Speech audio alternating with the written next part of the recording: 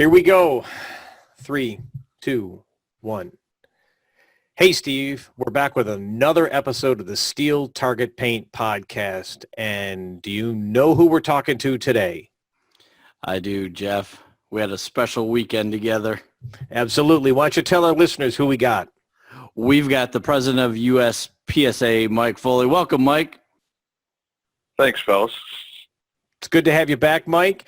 For everybody, this is going to be a special one because we're going to do a little bit of everything here, and let's jump right into it. Let's talk about what we're all at this weekend, the World Speed Shooting Championships. Mike, you and the team put on a fantastic event, and I think the final number was 645 actual shooters, correct? That sounds like the last number I saw, Jeff. And why don't you tell me what you told everybody when we were having the award ceremony, what that number is? That number is a world record. Congratulations. Thank you. You know, when you say the team, you were an integral part of that team. Well, thank you. I don't know if all of your listeners know this, but not only were you there competing in a couple of different divisions and practicing, but you were an RO on Outer Limits for the entire schedule and with us all the way through the awards. And I'm just not sure how many people have a full appreciation for the fact that, you know, they were assisted through a course of fire by the Jeff Jones. Well, thanks for that, Mike. I do enjoy giving back to the sport. And I was happy to be in Outer Limits. We kept that stage running it tight. We had a great RO crew with George Jones, Dave Hilton, and Wayne Becker. And it worked very well. And I think the competitors appreciated a tight ship, but a very fair platform to play in. So thank you. So, Mike, tell me, for all our listeners that weren't at the match and may not have heard from all the people that were at the match, where is next year's World Speed Shooting Championships going to be? Next year, we're going to return for the third consecutive year to the CMP Talladega Marksmanship Park in Talladega, Alabama. We'll be a little bit further into May, as we'll be on the Memorial Day weekend.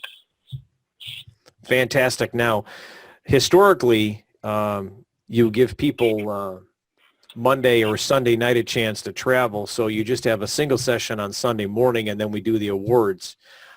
Is that going to be the same this year? No, it isn't.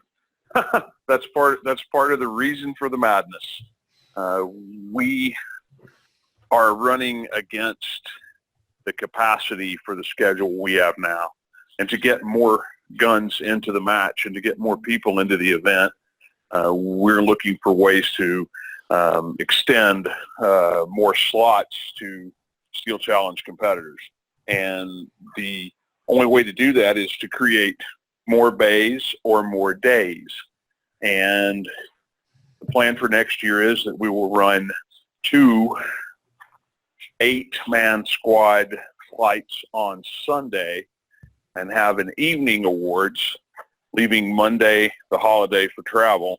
That'll allow us to offer up to 704. It'll be 48 more slots in the match, which will give us the ability to set a new record for the third consecutive year. Fantastic. Well, I know there's a lot of people that I talked to that had hoped to get in the match that didn't, so you're providing them that opportunity, and I think they're going to appreciate that. We know our mission is to promote safe, fun, and fair practical shooting. And what better way to do that than to allow more people to experience the premier Steel Challenge event of the year, the largest Steel Challenge match ever put on the ground anywhere at any time, which we're all still kind of coming down from the high of being part of this last week. But it's exciting to know that we have some growth opportunity for next year. And we're already thinking beyond that. My team and I are constantly looking for ways to not only improve it, but to help everyone reach their goal of getting into the match if it's what they desire. You know, it's interesting, Mike and Jeff, and it will be great next year because I think after the match, I'm social media comatose after getting back from the match. So if you're on my news feed, or I'm sure many of us we're seeing pictures from all over the country of people that had such a great time at the match, which is really cool. Mike, why don't you kind of break down the match for us on your perspective on how things went? Well, I base most of my perspective on the feedback that we get from people who are at the event. It was an interesting week. We started out with a couple of challenges, the least of which not being that Troy McManus, director of the National Range Officer Institute, who is really my sergeant at arms for the organization. He's always the first guy on the ground, the last guy to leave. He's someone who we count on for setup, and we count on to make sure that everything hits its mark.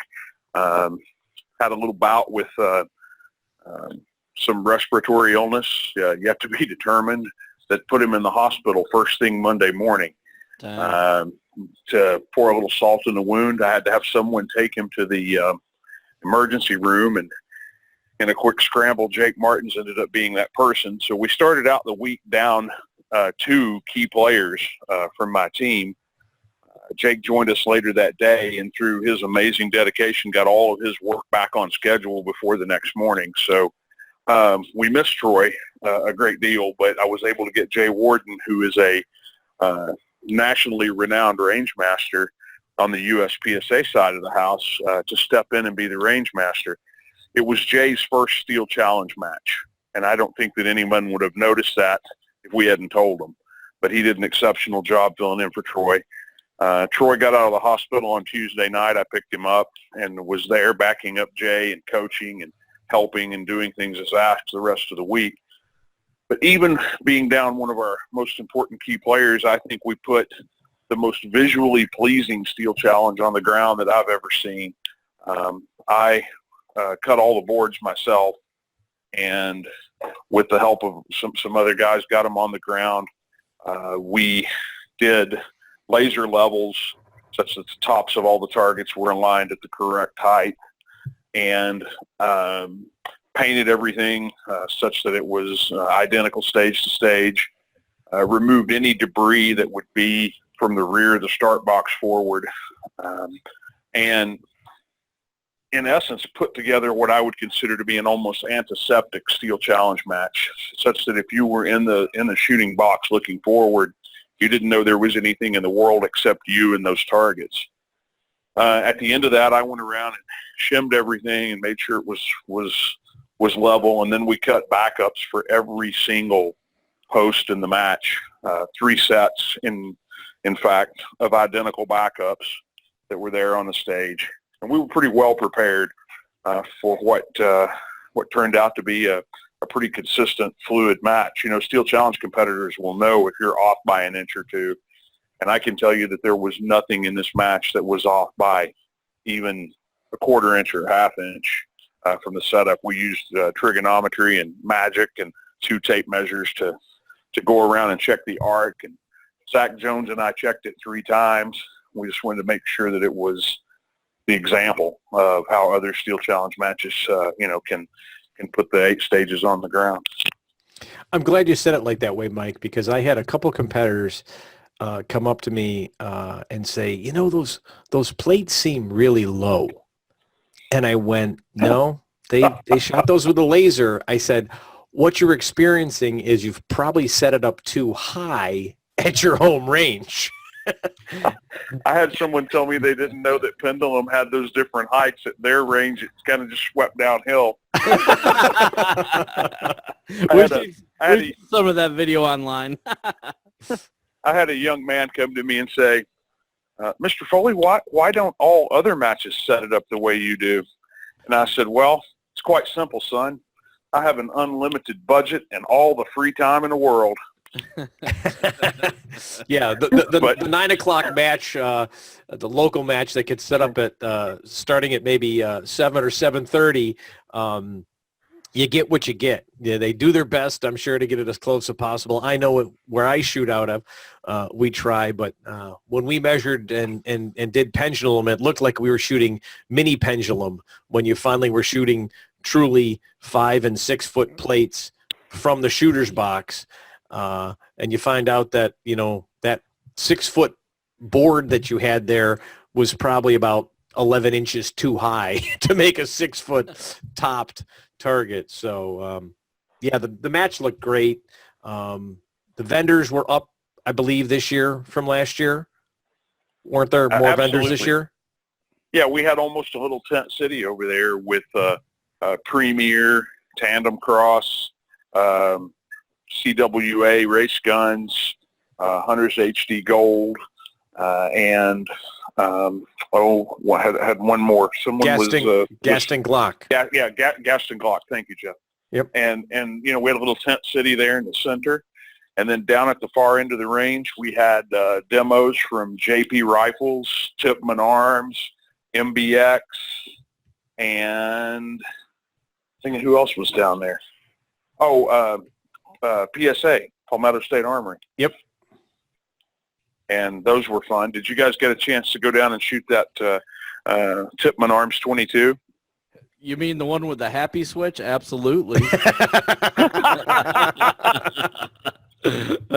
think that has to be the most sought after side event I've ever seen, where people could hear full auto fire and it piqued their curiosity, and they eventually worked their way down there and got to shoot that full auto 22. And wow, what a gas!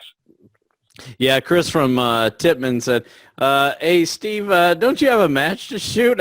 Yeah, come on, man. Just one more time. Just one more time. Come on, one more mag. One more mag. Oh, that's funny. So they had a competitor down there asking, how reliable their magazine was, how well built it was, and just talking about it. Tony Martin's reported to have thrown it into the gravel and driven his car over it, then loaded it back into the gun with a happy switch and let it go. Wow. Yeah. I mean, that's kind of a testament to product, but then that's also, Tony Martin in his normal form. I enjoy that guy so much. The Tony Martin test is to take it to the ultimate extreme right off the bat. There's no lead up. It's just, right to 11. I'm surprised he didn't dump a little beer on it first. Maybe he did. I don't know. Oh, Tony, we love you. Mike, you were talking about the stages and the plate heights.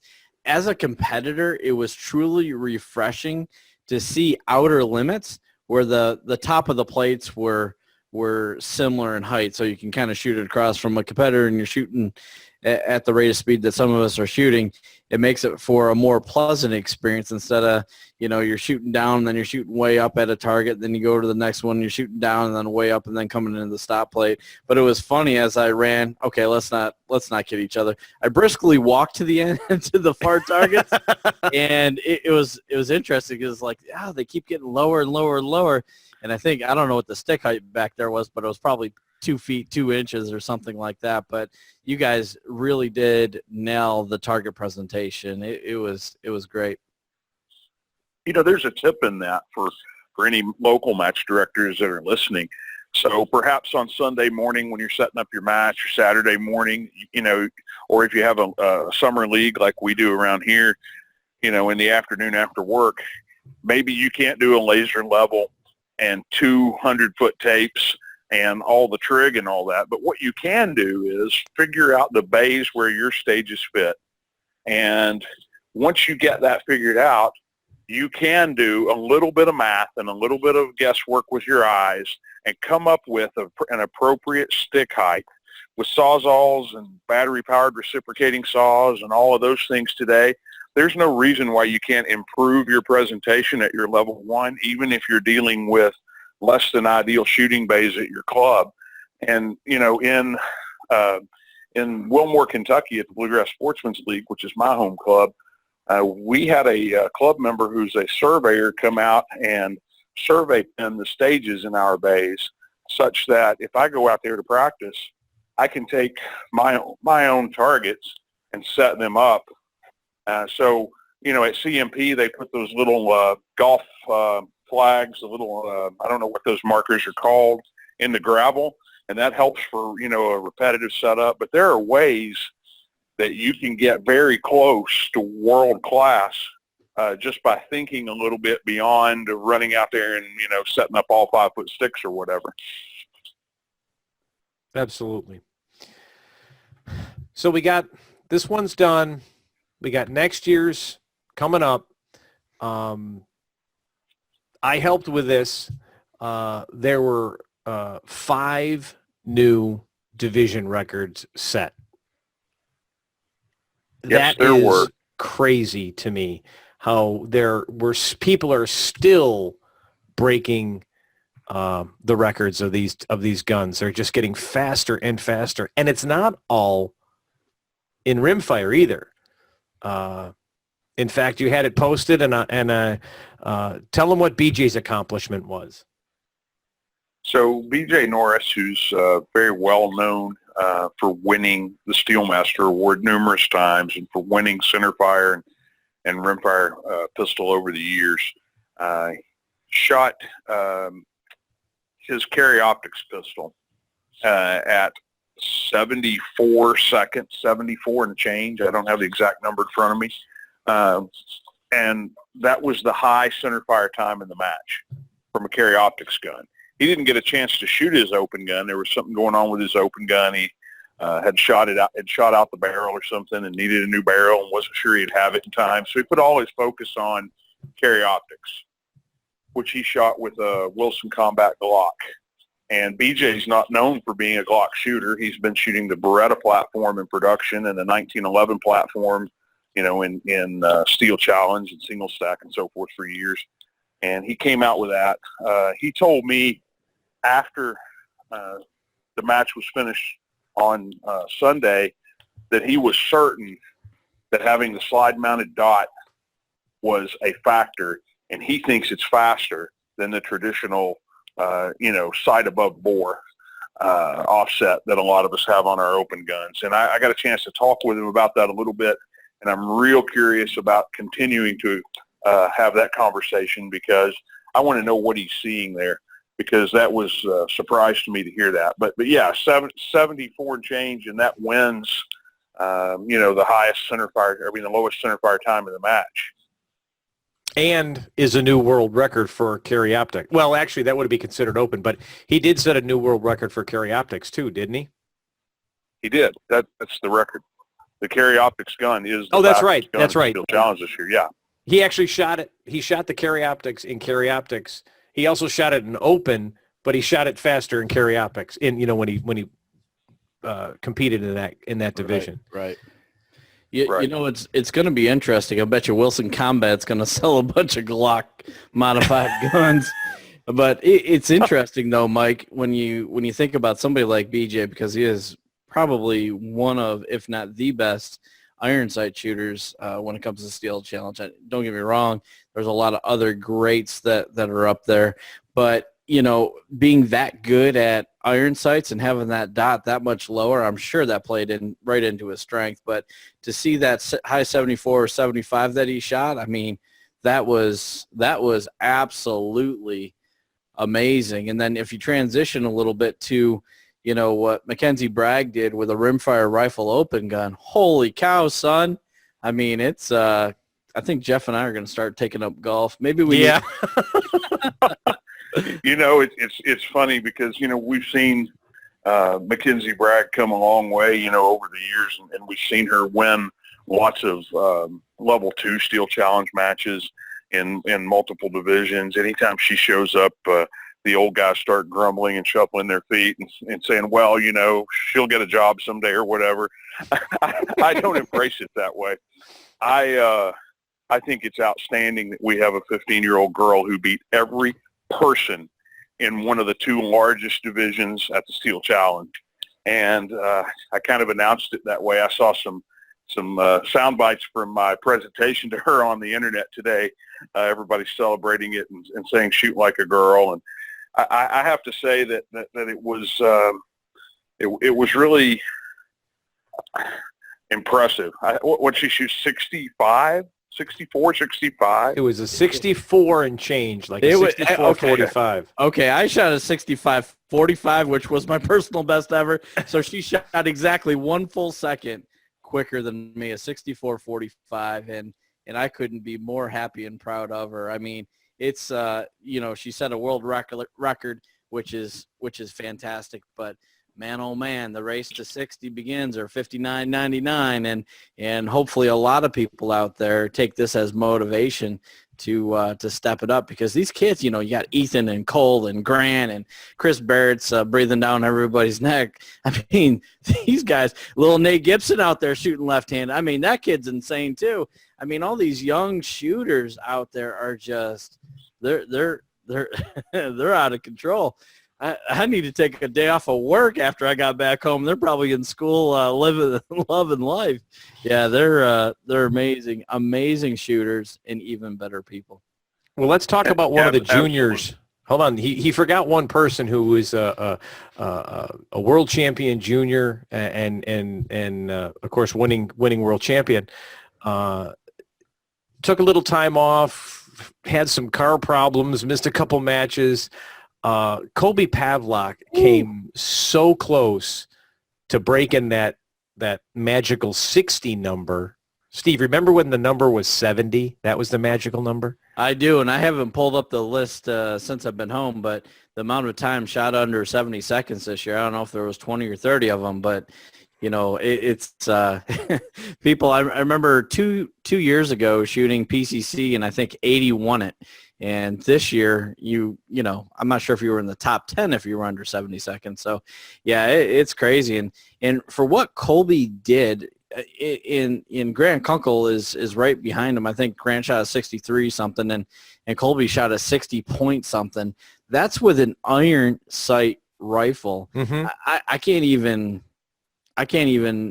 begin to understand or explain to people how fast and how truly good that really is. I mean, that's amazing. And talking to Jared Stanger that shoots with him out in Idaho after the match, he said, man, the guy's just a beast. And he said, at their local match, they shoot 4 stages here and 4 stages there. And, if you add those up, Colby has shot under 60 seconds, just not in one match. And so there's a lot of young shooters out there that are getting real fast, real quick. So it's going to be interesting to see what happens next year. I think he has banana guys. To shoot us, right. Go ahead, Mike. To shoot a 60.45 on the world stage, is impressive. I mean, I think it's as impressive as when we were in California a few years ago and BJ broke into the 70s with an irons gun. Yeah. In center fire. And when we break into the 50s, Jeff and I did a little whiteboarding at the end of the match while everyone was going through the prize tables. And we were putting down what we thought was mechanically possible for certain stages. And I think that if you look at what's mechanically possible, there's another 8 or 10 seconds here. But to put together a mechanically possible perfect run on 39 strings is not likely to ever happen. Yep. But the 50. I called it last year that we're going to see a 59, and I missed it by half second. But we're going to see that 59. It's on its way. There's no doubt. Yeah. It's too bad we can't get one of these rimfire companies to pony up some cash for the first person that does it. That'd be great. That sounds like a great plan. You should start making those phone calls tomorrow. Will do. With the connections that we all have, I don't see why we couldn't make that happen. Absolutely. Well, Mike, there's been, a great time at the World Speed Shoot. Let's shift the focus a little here. What's coming up? USPSA nationals are coming up here in a couple of months. How are those forming up? Well, we have the largest pre-registration numbers that we've ever had for national championship right now. And what I mean by pre-registration is the people who performed per the slot policy in area championships and national championships last year and earned slots and the slots that are allocated and awarded to clubs based on their USPSA activity throughout the year. And we're somewhere in the 65, I haven't looked at the numbers in a couple of days, but we're somewhere in the 65 percentile for full before open registration starts. So this format's proving to be, it's another format change, which we're famous for, and it's looking to be very promising for filling up the entire schedule. The first event is in southern Utah in late September, and that will be open in PCC. Then we'll take a day off and we'll shoot limited and carry optics. That's the high cap nationals. Then about 6 weeks later, in Frostproof, Florida, we'll have the low cap nationals, and that's going to be production in limited 10 and single stack and revolver. And the interesting part about the latter part of that schedule is it's also filling up pretty quickly, and we're up against some really big matches inside and outside of the United States. So we're happy about the prospects of having sold out events in at least 3 of the 4 matches, if not all. We're excited about the fact that people are signing up months ahead each time we change the format and filling up matches. Yeah, it seems like, USPSA and Steel Challenge, all the action shooting sports that are under the USPSA umbrella are more well attended than what I've seen. And I haven't been in the sport all that long, but, we've talked a lot about Steel Challenge in the past. It's just, had Zach Jones on the podcast talking about, man, what a pain in the backside is to get into some of these matches. I mean, I think Jeff talked about it and Zach Jones talked a little bit about it. And, if you didn't sign up within 5 minutes, you didn't shoot on the weekend at the World Speed Shoot. And it's going to be interesting to see how that continues to evolve in, in the rest of 2019 as well as 2020. So speaking of great results, I saw something out online a little bit. So you're running for re-election, huh? Tell us a little bit about that. Yes, I'm throwing my name in the hat, or my soul into the wood chipper, as someone said recently. But no, I've enjoyed 3.5 years in a position where I could affect positive change, and in a position where I've been a part of transforming this organization into something that will always be here for all of us. And the growth has been exponential, and we certainly shored up our operation a great deal. And I'd like to continue that momentum. And so I'm running for re-election. The ballots will start online on the 1st of July and go through the 1st of August. You'll get ballot notifications. Anyone who was a USPSA member as of the first day of May will get a ballot notification sometime in June for voting in July. And I'm looking to do this again because I think that there's a lot more to do, and it's very exciting to be in a position where we have such a momentum going that I don't want to interrupt that. Very, very cool. I had a couple of folks approached me this past weekend and asked, a little bit about the election coming up. And somebody asked me the interesting question that I'd not thought of because, again, I haven't been in the sport all that long. But are there term limits as, USPSA president or other positions? There are not term limits for area directors or USPSA presidents. I know that Phil Strader, who was the president before me, had 1 term, but before Phil, Mike Voigt enjoyed 12 years, 3 terms. Wow. As USPSA president, and the first USPSA president had maybe a term a little longer than that. But the interesting part of that is I'm the first person in many decades to enjoy doing this job full time. I have no other job, no other employment, no other income. I wake up every day and work to make USPSA and Steel Challenge better, along with a really solid team, which includes Jake Martins and Gary Nash and Troy McManus and Rick Brochel. And then we have a lot of other good folks who help us, like Zach Jones and our admin staff in Washington and too many names to continue down that path right now and name them all. But I have a really solid team. I came in to this job and kind of dumped the bucket out and reorganized it. And the people who could be developed were retained. The people who were superstars were promoted, and the people who didn't make the cut, they're not with us anymore. And because of that, I feel like that again, the structure of the organization is dramatically different, and this job is dramatically different. You're not just electing the person who wins the popularity contest. The board is adamant that it wants a full-time chief executive officer, and when I won the election, I was willing to do that, and they allowed me to enjoy a full-time job with full-time compensation and full-time attention on making USPSA and Steel Challenge better. And that support has helped in this endeavor a great deal. But I think that the future of USPSA is far too important to leave it up to a popularity contest. You have to pick the candidate based on their track record, based on their business acumen, their business experience, based on how indulged they are in the game.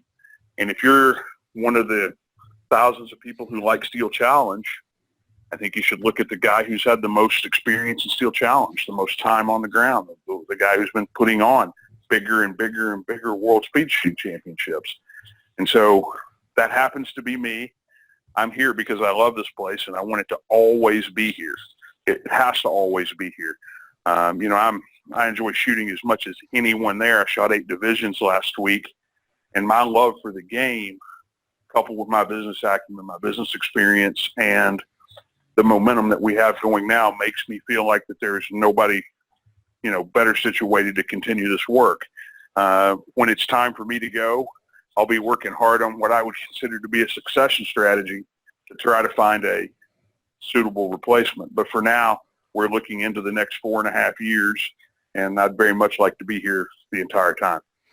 It's interesting, Mike. You mentioned something about having a great team, and it's interesting as we've seen Steel Challenge grow up from the time I've been in it.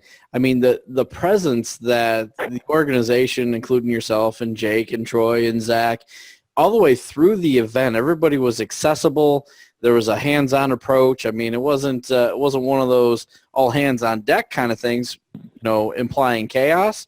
It was just a strong presence, and it just lent to a calming and just a calming sensation. And somebody that squatted with me was a first-time World Speed Shoot competitor. Said, "Steve, is it always like this?" I'm like, "What are you talking about?"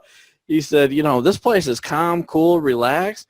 It feels like a local match, but just more people and more jerseys." I said, "No, it's really grown and developed, and it really is a reflection of leadership from my perspective.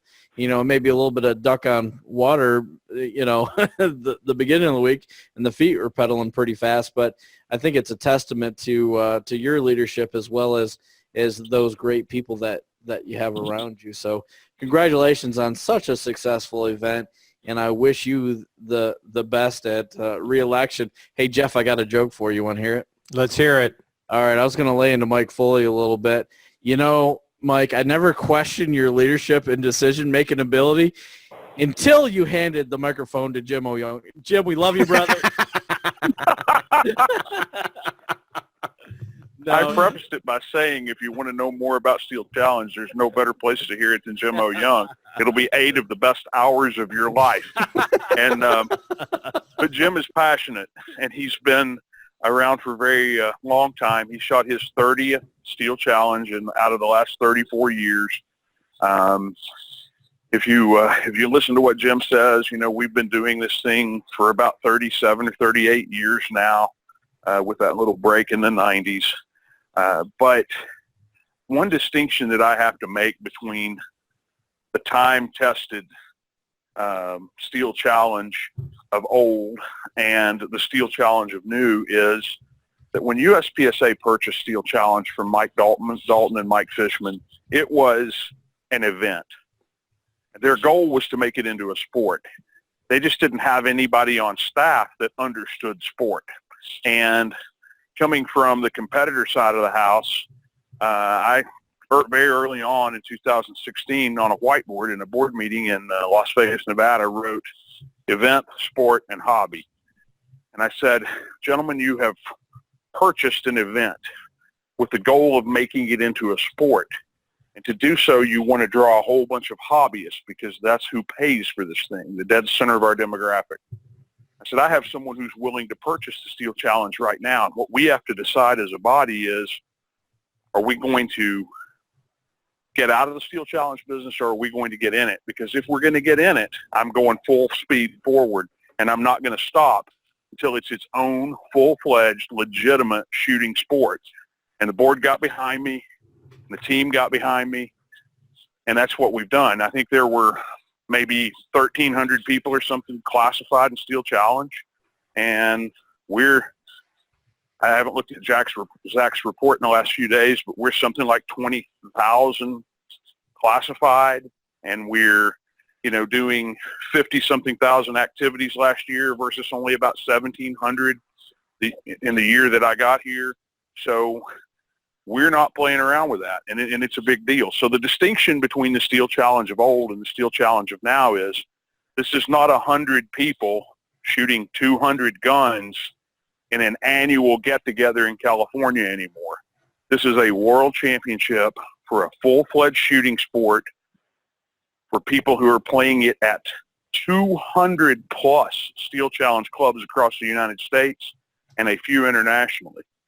And that's forever going to be the line of demarcation, is that prior to 2016, this was an event or a series of events, and it's now a sport.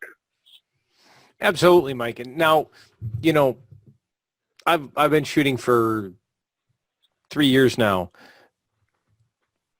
and I don't know what it was like before then because I've never been in the Steel Challenge, maybe for 6 months, without a classification system. It's always been there. And I don't know what your opinion is, but I think that is one of the items that maybe pushed it over the top, because now you can compare yourself to what is considered the part-time and know what you've got to do and how to get faster, and you can see other people and how they're doing. What is your feeling? So the classification system is one of the core attachment points for people to continue to stay engaged as members and to continue to stay engaged at all of the affiliates and all of the matches across the country. And the reason being, as you just said, is not only can I compare myself to Colby Pavlock in his 60.45, but I can compare myself to an average of the 10 best times ever, and I can compare myself to myself. I'm constantly chasing my own numbers. And I had some mini goals for this event, and one of them was I wanted to break into the 70s at the WSSC. I've never done that. And I shot an 80.02, an 80.04, and an 81.80. And each of those divisions where I was right there close to what my goal was, which was just 79.99 or better, each of those, I know exactly why I didn't get into the 70s, and I know exactly what I need to focus on and what I need to practice on. Take that one step further, and I saw something that you posted today, Steve, and that was that your goal now, having changed dramatically in the last 48 hours, is that you're going to try to be the first guy to get to 59 in a match. Yes, sir. And that's the kind of thing that having a baseline and a classification system and the ability for someone to record that for you, and the ability to not only see yours, but to see the other guys that you're shooting against. And I know that we all have people that we shoot with, that we've come up with in this sport together, that have pushed us. I can remember years ago trying to make master and then later grandmaster in USPSA, and I had different groups of people at each point that I would shoot with. And because I got to shoot with them regularly, they were the bar. Those were the guys who I could tell who was improving and who wasn't. I could tell what I needed to do to keep up with them. And this classification system allows you to do that one interesting thing about the classification of Steel Challenge that differs slightly from the classification system in USPSA is that it is based on the actual 8 stages that you shoot in the match. So it's not a series of qualifiers. It's the real deal every time. It may not be set up to within 1/8 of an inch or whatever everywhere every time, but it's set up pretty similar everywhere every time. And that, I think, is part of the allure. And there are competitors who will never win a world championship. They'll never win a level 2. But if they move from 120 seconds to 99 seconds, that's a dramatic improvement. That's a 21% improvement. And so I think the classification system is key to making this a sport.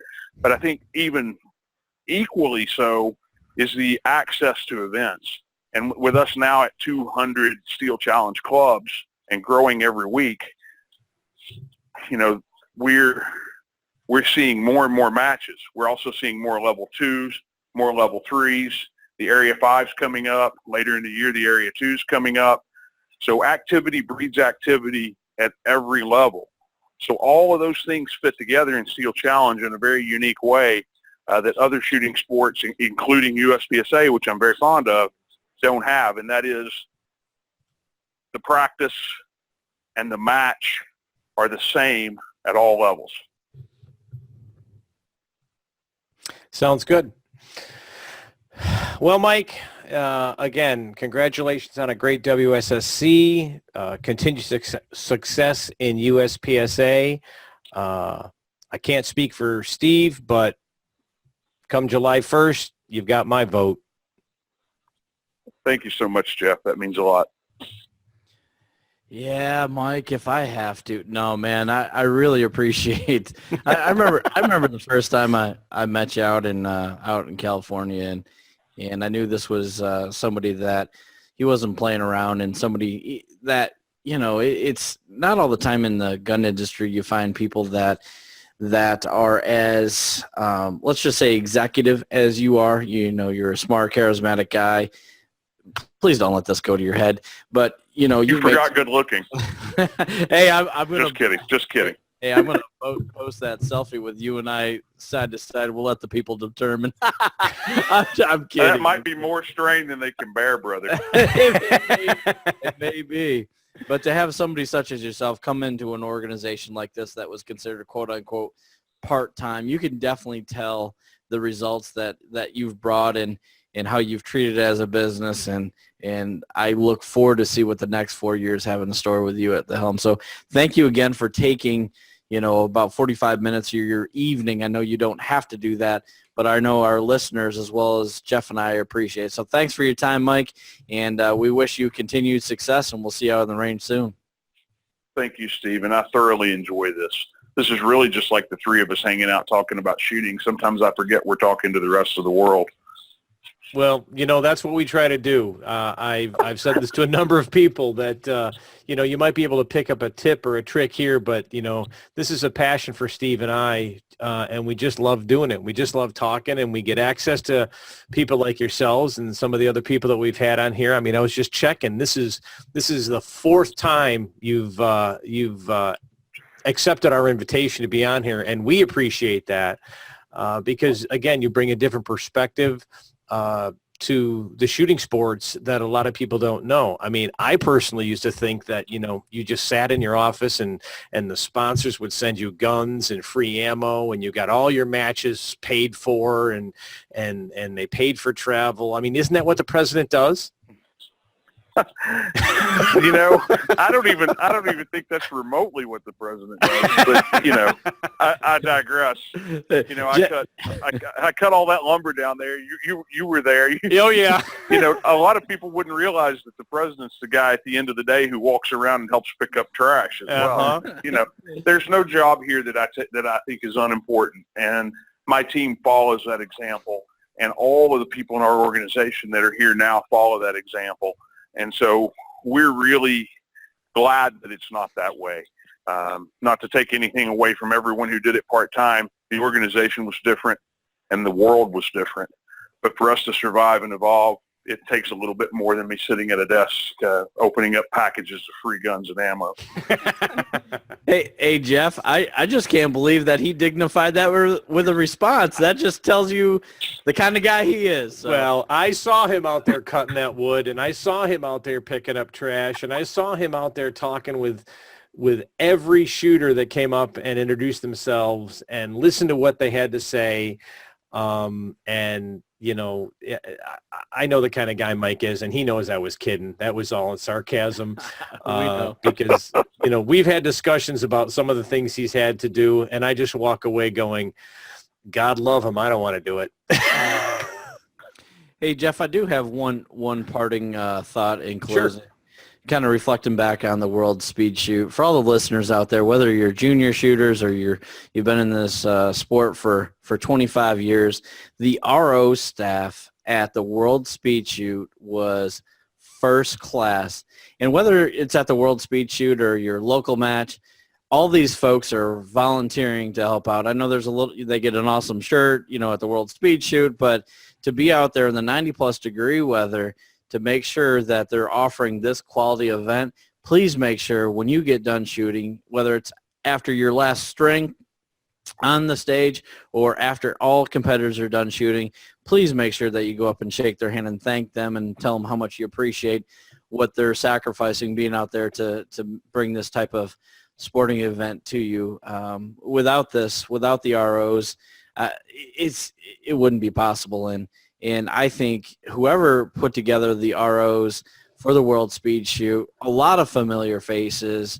I mean, kind and courteous, but you know, stern and enforce the rules. They did a top-notch professional job. But please, as competitors, make sure you take an opportunity to let them know how much you appreciate it, and that goes a long way. So that's my closing thoughts. Jeff, you have any? No. Steve, that was a good sentiment, and I agree.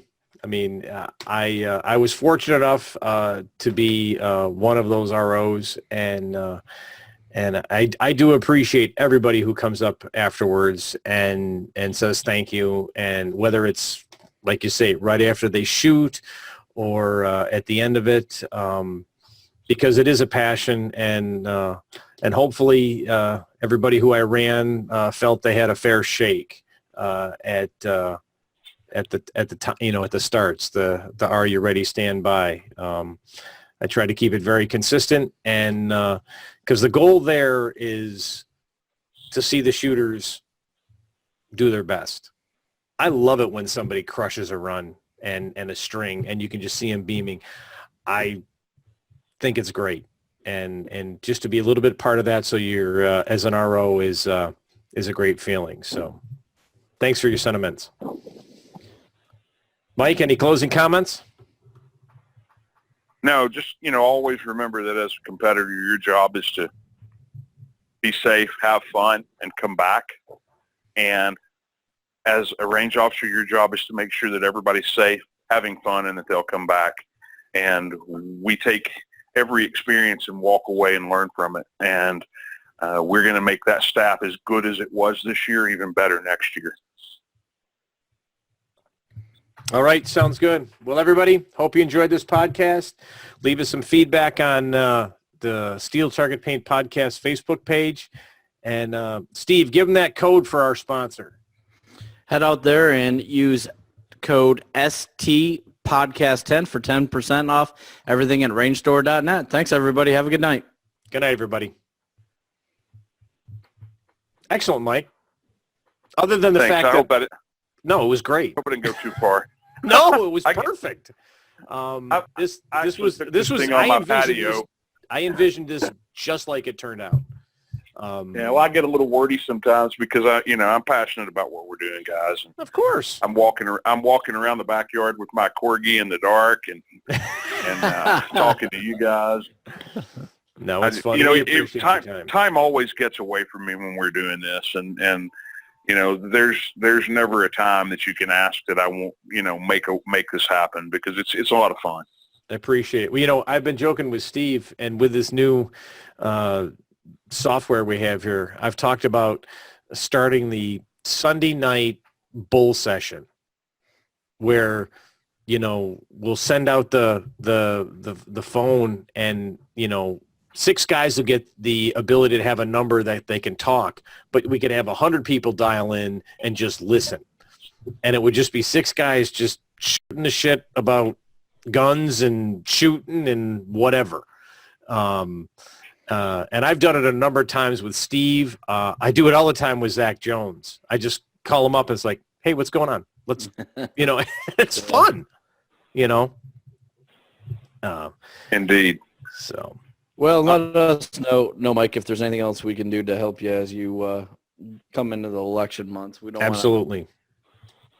Right. I really didn't expect that, guys, and I really sincerely appreciate you going out, on a limb for me like that. It means a great deal to me, and there's nobody in this community, in the Steel Challenge community, that questions my motivation. This weekend, I had, there were 300 and some of us on the ground, and I had a couple hundred people come up and have exchanges with me, and it was also positive. It's also very humbling, but just to have a couple of guys who really know what's going on out front and behind the curtain to embrace that on a show where, you may end up with someone else in this chair someday. I really, really appreciate it. Not anytime, Mike. The least we could do. Absolutely. All right. Sounds good. I'm going to end the recording and go have a cigar. You guys have a good night. All right. Have a good night, guys. Good night, fellas. Talk to you soon. All right. We'll see you. All right. Bye. Bye.